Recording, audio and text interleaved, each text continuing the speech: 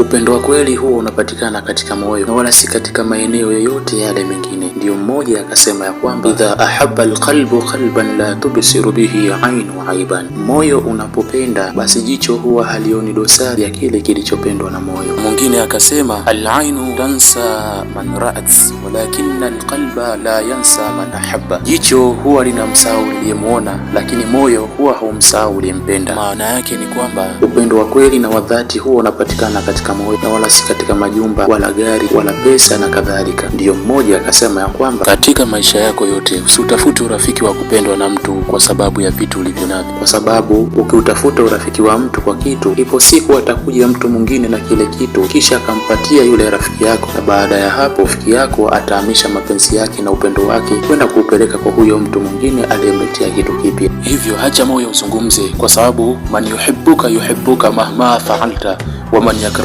yakrahuka mahma fa'alta. Anayekupenda atakupenda tu hata ufanye nini, na anayekuchukia atakuchukia tu hata ufanye nini. Haijalishi ni vitu gani unavyovitoa, kama anakupenda atakupenda, na kama anakuchukia ataendelea kukuchukia. Nami Al-Ustadh Haruna, usisahau kusubscribe na kulike na kucomment na kushare. Asante.